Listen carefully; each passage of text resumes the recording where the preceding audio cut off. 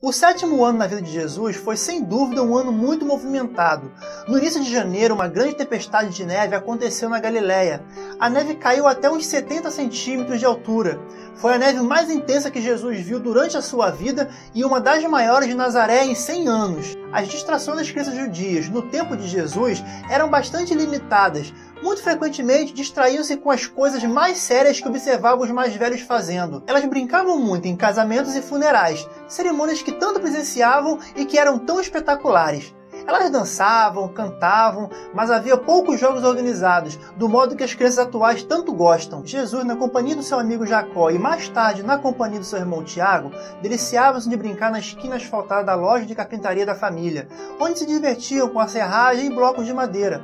Era difícil para Jesus compreender o mal que havia em certos tipos de brincadeiras proibidas no sábado, mas nunca deixou de cumprir os desejos dos seus pais. Ele possuía uma grande capacidade de humor e de brincar, mas tinha pouca oportunidade para expressar essa sua natureza alegre nos ambientes daqueles dias e naquela geração. Maria mantinha um pombal no topo do estábulo, e eles usavam os lucros da venda dos pombos como um fundo especial de caridade, que Jesus administrava depois que tirava o dízimo e o entregava ao oficial da sinagoga. O único acidente real que Jesus teve até essa época foi uma queda na escada dos fundos, a qual levava até o quarto coberto de lona. Aconteceu em julho, durante uma tempestade inesperada de areia que veio do leste. Quando a tempestade surgiu, Jesus estava no andar de cima da casa, brincando como era o seu hábito. Tendo sido cegado pela areia quando descia as escadas, Jesus caiu. Depois desse acidente, José construiu um balaústre em ambos os lados da escada. De nenhum modo esse acidente poderia ter sido impedido. Não poderia se acusar as criaturas intermediárias, que eram as guardiãs temporárias dele, de negligência. Um intermediário primário e um secundário havia sido designado para cuidar do menino. Nem mesmo o serafim guardião poderia ser acusado. Simplesmente não poderia ter sido evitado, mas esse leve acidente causou uma ansiedade tão grande na mente de Maria que ela, agindo de um modo não muito inteligente, tentou manter Jesus excessivamente perto de si. Os acidentes materiais, acontecimento comum de natureza física, não sofrem a interferência arbitrária das personalidades celestiais. Sob circunstâncias normais, apenas criaturas intermediárias poderiam intervir nas condições materiais para a salvaguarda pessoal dos homens e das mulheres do destino. E mesmo em situações especiais, esses seres só podem atuar assim em obediência a mandados específicos dos seus superiores. E esse foi apenas um de vários acidentes menores que aconteceram na vida desse jovem aventureiro. José, o quarto membro da família de Nazaré, nasceu numa quarta-feira pela manhã do dia 16 de março do ano 1 depois de Cristo. Jesus agora estava com 7 anos, aquela idade em que se espera que a criança judia comece a sua instrução formal nas escolas das sinagogas. Então, em agosto desse mesmo ano, iniciou a sua movimentada vida escolar em Nazaré. Esse menino era um leitor já fluente e até escrevia e falava 2 línguas, o aramaico e o grego. Estava agora para se ambientar com a tarefa de aprender a ler, escrever e falar a língua hebraica. E Jesus estava realmente ávido pela nova vida escolar que tinha à sua frente. Em Nazaré, os alunos se sentavam no chão em um semicírculo, enquanto o professor, que era conhecido como Shazam, se sentava de frente para eles, começando com o livro de Levíticos, passavam a estudar os outros livros da lei, seguindo para o estudo dos profetas e dos salmos. A sinagoga de Nazaré possuía uma cópia completa das escrituras em hebraico. Apenas as escrituras e mais nada eram estudadas antes do 12º aniversário. Em seguida, além da sua escolaridade mais formal, Jesus começou a ter contato com a natureza humana dos 4 cantos da terra. Já com um pouco mais de idade, circulava livremente em meio às caravanas. Por falar fluentemente o grego, Jesus não tinha problema em conversar com a maioria dos viajantes e condutores das caravanas. Nazaré era um ponto de parada no caminho das caravanas e tinha uma grande população de gentios,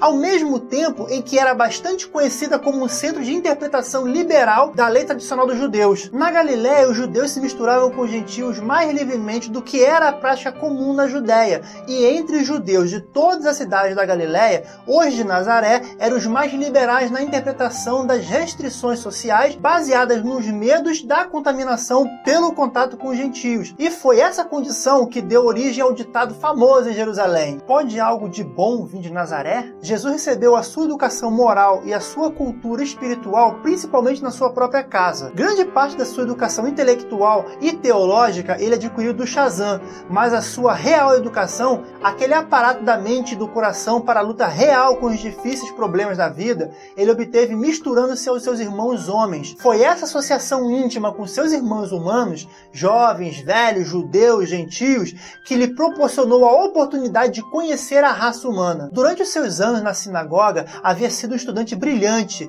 tendo uma grande vantagem por ser fluente em 3 línguas. O Chazan de Nazaré, na ocasião em que Jesus terminou o curso na sua escola, comentou com José que ele próprio aprendeu mais com a pesquisa para responder a Jesus do que teve a oportunidade de ensiná-lo. Ao entrar para a escola aos 7 anos, era costume que os alunos escolhessem o seu texto de aniversário, uma espécie de regra dourada a guiá-los durante os seus estudos e sobre a qual eles tinham certamente de dissertar quando da sua graduação aos 13 anos de idade. E o texto que Jesus escolheu era do profeta Isaías, onde diz que o Espírito do Senhor Deus está comigo, pois o Senhor me ungiu. Ele me enviou para trazer boas novas aos meigos, para consolar os de corações partidos, para proclamar a liberdade aos cativos e para dar a liberdade aos prisioneiros espirituais. Antes dos 8 anos de idade, ele já era conhecido de todas as mães e de todos os jovens de Nazaré que o haviam encontrado e falado com ele na fonte, ao qual não ficava longe de sua casa. Era um dos centros sociais de contato e de conversa para toda a cidade. Nesse ano, Jesus aprendeu a tirar o leite da vaca da família e a tomar conta dos outros animais.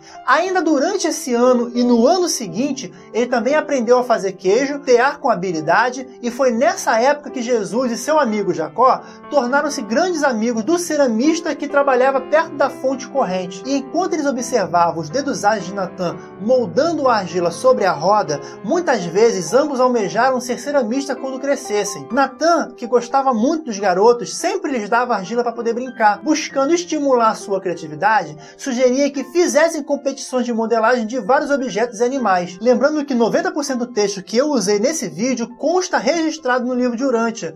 E caso você queira conhecer essa história completa, acesse o site que está embaixo na descrição, www.alemdovéu.info, e faça o download gratuitamente do livro de Urântia. Peço que você não se esqueça de avaliar o nosso trabalho clicando aqui embaixo em gostei ou então em não gostei. E se você ainda não é inscrito no canal e quer ser notificado quando tiver vídeo novo, basta clicar aqui nesse botão e se inscrever no canal, ok? Muito obrigado por ter assistido esse vídeo, fique com Deus e até o próximo.